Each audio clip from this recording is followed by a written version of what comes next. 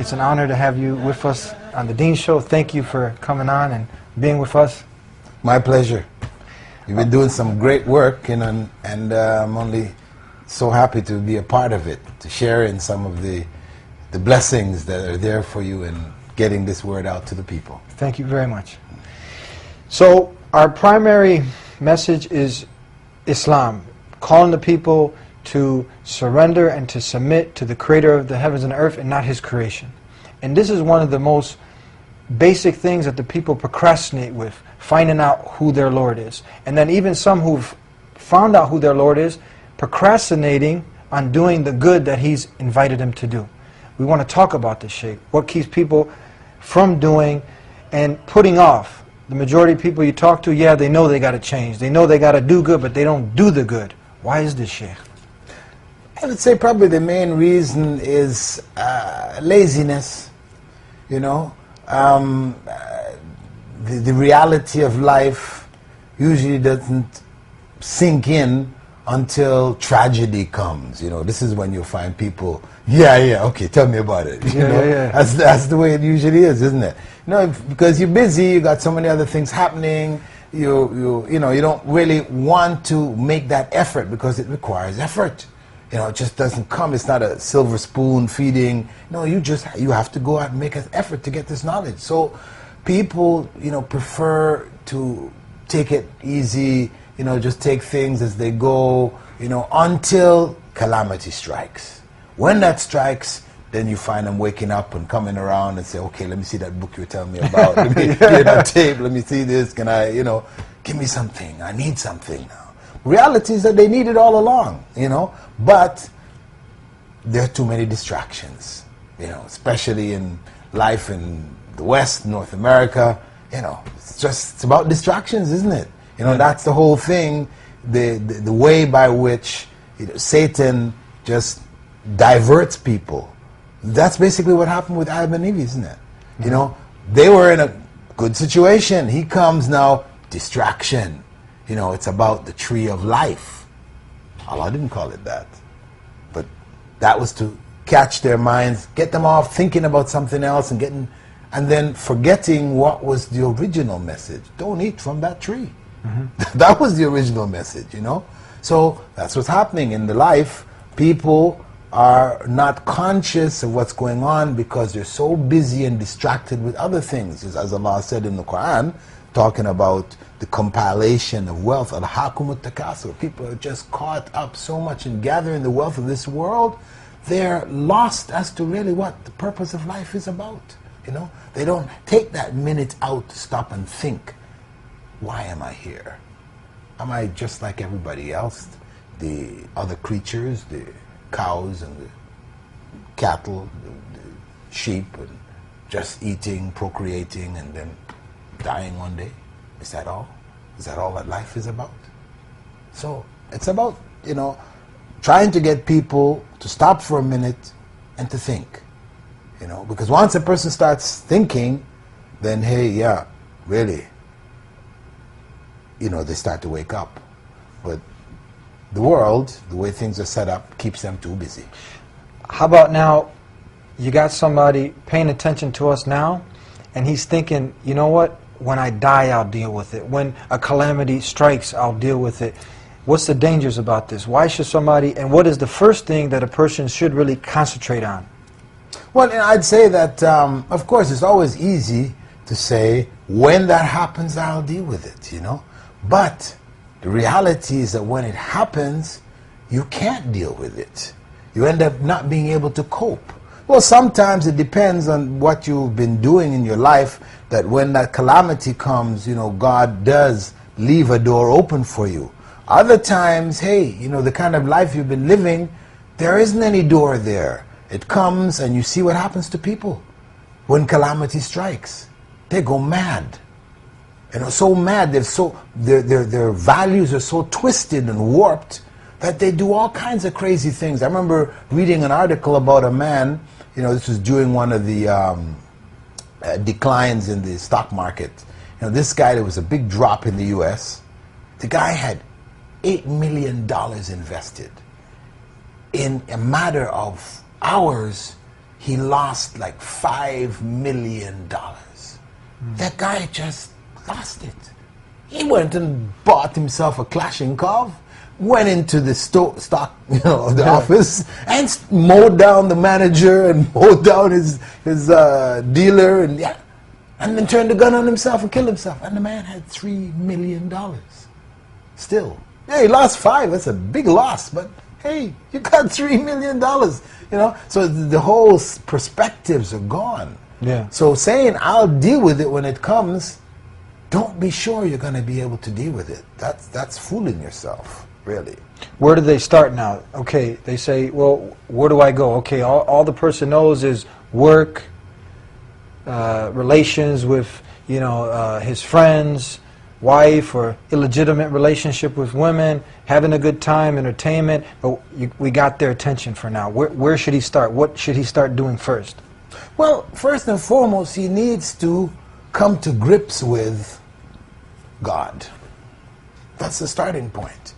You know, do I believe in God? Of course, you say, yeah, I believe in God. You know, that's the norm. Most people say, I believe in God. But the question is, do you really believe in God? Because if you believe in God, then you would be trying to find your purpose.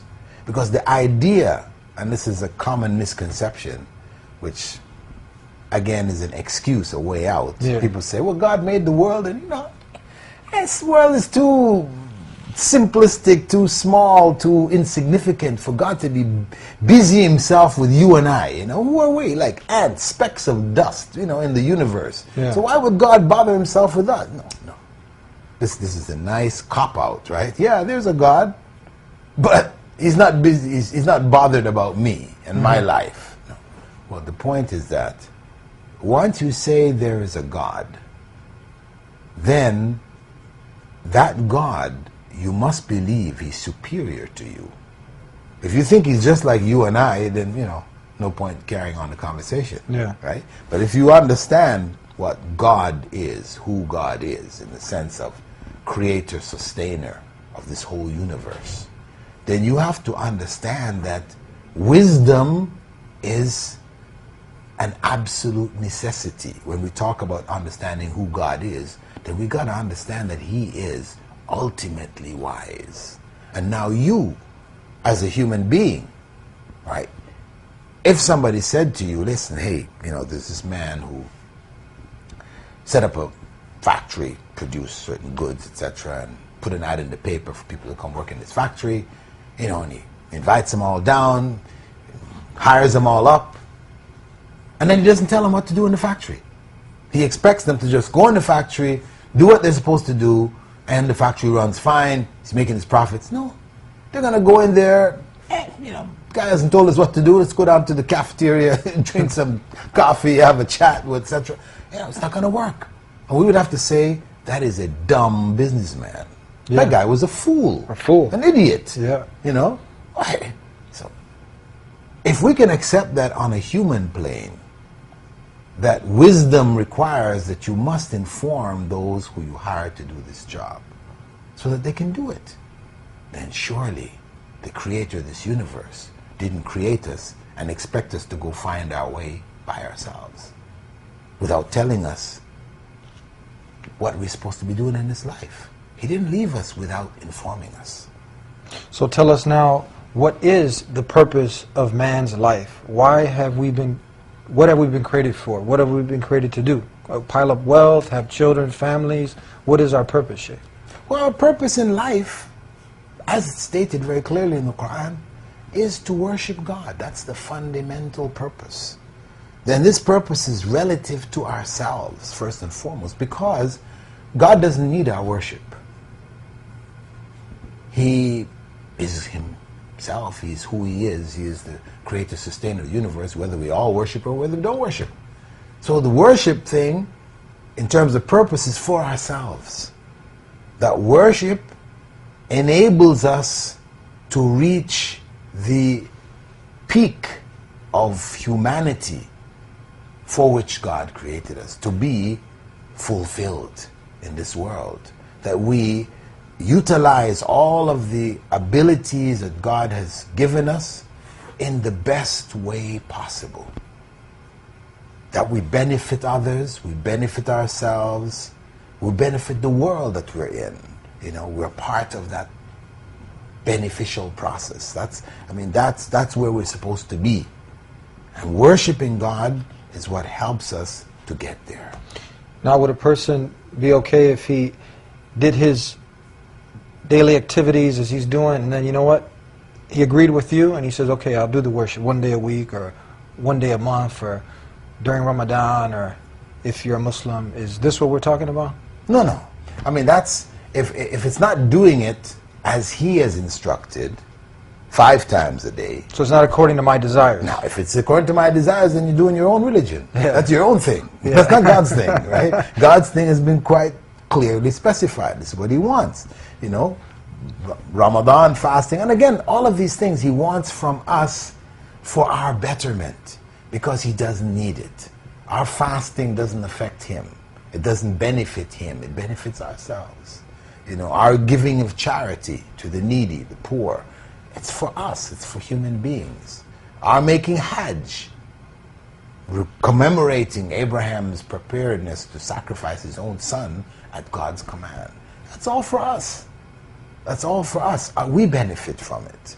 So that purpose for ourselves, worshiping God, this is in order that we be the best that we can of humanity, be the best human being we can, fulfilling all of the potential that Allah has created us with. So now, for instance, someone agrees with you, just like if someone, you tell them, okay, they need to get fit, and you describe of how they need to work out, they need to, you know, lose a little body weight, but they need a system. Where is all this that you're talking about? How can someone achieve this without doing it according to his own desires? Well, this is what we said, that, you know, a person has to take time and effort and investigate. Look at the various systems out there. See what they have to offer. See the rationale behind them. And I believe, you believe, that Islam is the answer. Islam is ready. We believe Islam is the right way, not just because we happen to be Muslims, you know, and so naturally you have your own bias for your thing, but because Islam has evidence for what it asks you to do. It makes sense. It's practical. It matches life. It's natural. As some people call it, the natural way. The natural way. That's it. It's natural. And that's what the Prophet said. Allah created every child in that natural way. But it's the environment, the parents, relatives, the family, that diverts the child from that natural way. So Islam brings people back to the natural way. If you are seeking the truth, what are some of the qualities that you should look for in one that is to be your creator? Because you have people that are claiming that this statue, this monkey, this cow, a man is God. What should the human being, and how should he identify who his Lord is? So then he can follow this plan and purpose that God Almighty, the Creator, has laid out for him.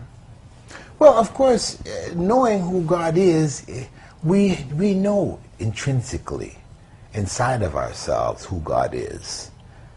People might have convinced us that somehow God became these other things, you know, and God can be found within these other things. Yeah. But reality, inside ourselves, we know who God is. We know that God isn't born. Because if he's born, it means that there was a time when he wasn't. And then how does he get born? Yeah. Who brings him into this life? It has to be somebody else there to cause him to be. Then that person who caused him to be, or that being that caused him to be, is greater than he. He wasn't able to bring himself in. So, obviously that is superior. So therefore, when we talk about God, God can't be within the world of beings that come into being. Beings that were not, and then they became. They didn't exist, and then they existed. Those beings God can't be found among those beings. He is obviously outside of that whole process of coming into being. God is, as the basic characteristic, is the one before whom there was none. There was nothing before him. He's the first. The Alpha and the Omega. He's the last. There's nothing after him. He is without beginning, without end. He isn't born. He doesn't die. He doesn't have needs. So once you deal with a human being, he has needs. Jesus, for example, was circumcised on the eighth day. You don't go and circumcise God. It's not common sense here, Yeah. And then, he's drinking milk.